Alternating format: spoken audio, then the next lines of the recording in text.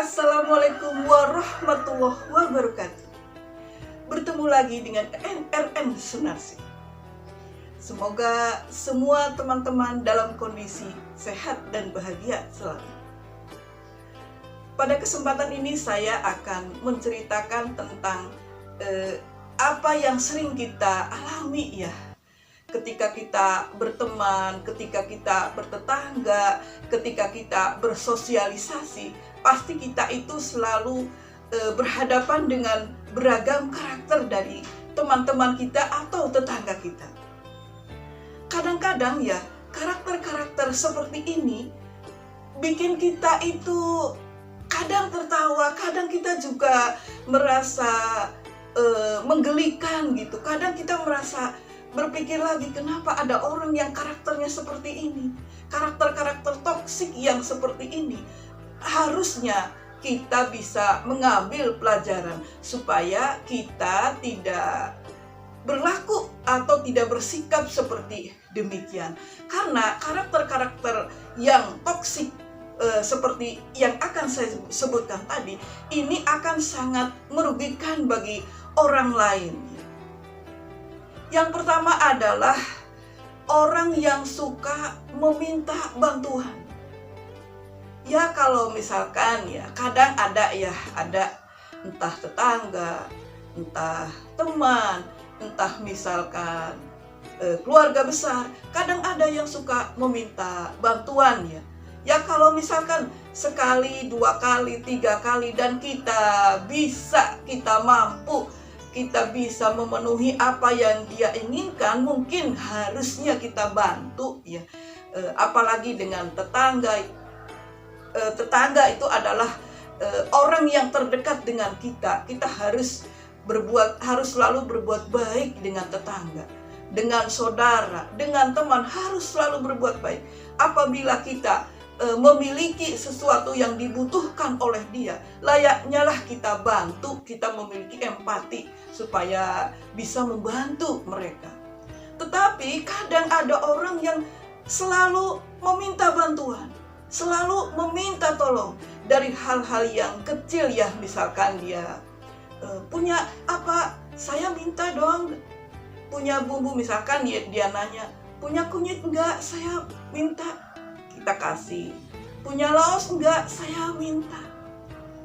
Punya gula pasir enggak, kadang-kadang kan menggelikan juga ya, masa gula pasir enggak punya. Ya kita kasih. Punya kecap enggak, yang remeh-temeh seperti itu ada dalam lingkungan bertetangga kita. Ya kalau kita misalkan punya, ya apalagi punya stok banyak, udahlah bantu saja yang seperti itu. Tetapi kalau misalkan sering sekali dia meminta bantuan dan sebenarnya dari segi ekonomi dia juga mampu, itu baru kita merasakan, oh ternyata kurang bagus juga kalau misalkan ada yang selalu meminta tolong. Dan sikap tersebut jangan kita tiru karena kurang bagus.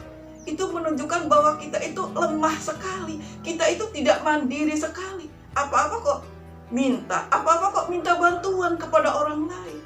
Kita harus berpikir, mungkin dia juga bosan karena kita sering minta bantuan. Ada orang yang seperti itu. Saya juga sempat tertawa, ini orang mati rasa apa ya, selalu meminta bantuan, selalu di samping yang remeh-temeh, yang tenaga juga dia minta bantuan. Kemudian dia juga meminta bantuan, pinjam apa, oke lah kalau saya ada, saya bantu. Tetapi kalau sering, nah itu baru kita jadikan pelajaran. Jangan harus kita itu memiliki batasan pergaulan dengan dia, atau bila perlu stop untuk bergaul dekat dengan dia. Karena orang-orang yang toksik yang seperti ini, yang selalu meminta bantuan ini akan sangat merugikan. Kalau yang normalnya kan harus take and give ya, harus saling membantu ya.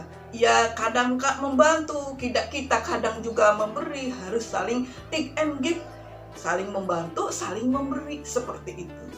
Jadi kalau misalkan cuma meminta tolong aja, lah itu akan merugikan orang yang menolongnya. Kemudian yang kedua adalah orang yang suka mengeluh. Mengeluh itu adalah suatu penyakit ya, yang kalau misalnya kita bergaul dengan orang yang mengeluh, lama-lama kita juga jadi terbawa mengeluh. Kalau mood kita itu kan kadang naik, kadang turun. Semangat kita kadang naik, kadang turun. Lah, ketika mood kita sedang turun, kita bergaul dengan orang yang selalu mengeluh, pasti akan mengeluh juga diri kita. Makanya harus dihindari orang-orang yang suka mengeluh. Misalkan ya, wah saya katanya tidak punya uang, padahal anak saya lagi butuh untuk semesteran, katanya belum bayar semesteran.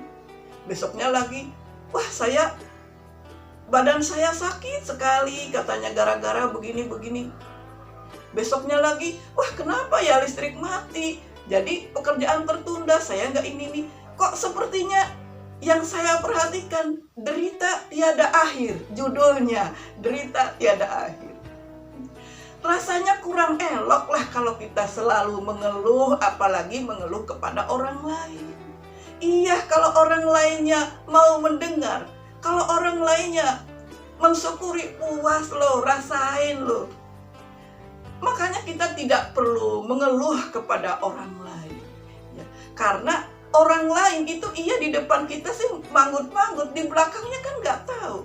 Kita nggak tahu isi hati orang lain. Mengeluhlah kepada Tuhan, karena ketika mengeluh kepada Tuhan pasti akan ada solusinya. Tetapi mengeluh kepada manusia, rugi. Satu, dia tahu rahasia kita. Yang kedua, tidak ada solusi, rugi mengeluh kepada manusia. Paling keuntungannya satu, keuntungannya apa? Kita tenang karena udah berkeluh kesah. Jadi banyak ruginya daripada mengeluhnya. Kemudian yang ketiga adalah teman atau tetangga yang flexing. Artinya yang suka pamer. Ketika dia beli sesuatu ya, katanya saya habis beli baju, aduh bagus banget, harganya sekian. Kemudian dia juga beli kerudung, aduh kerudung saya bagus, mahal, harganya sekian. Kemudian dia juga cerita, saya habis jalan-jalan kemana. Dia juga cerita habis beli perhiasan apa. Wah, dalam hati saya ini orang selalu pamer saja gitu. Tapi ya kita ya sebagai teman, sebagai tetangga, sebagai saudara ya udah dengerin aja, syukur aja, alhamdulillah. Apa yang orang lain dapatkan ya alhamdulillah, mudah-mudahan kita bisa seperti itu gitu. Tetapi kalau orang yang dalam hatinya ada rasa iri, dengki, itu kan gak suka ketika ada yang flexing, pamer. Misalnya saya beli ini, beli ini, beli ini. Orang kan tidak semua suka, kebanyakan orang tidak suka ketika kita flexing. Nah, hal seperti ini harus jadi pelajaran bagi kita, bahwa kita itu ketika promosi apa-apa yang sudah kita beli, itu akan menyakiti orang. Karena orang tidak semuanya mampu, tidak semuanya bisa beli. Jadi orang itu lebih bagus rendah hati, tidak perlulah ditonjol-tonjolkan. Tidak perlulah kita punya kelebihan intelektual, kita cerdas, kita apa, tidak perlulah ditonjol-tonjolkan.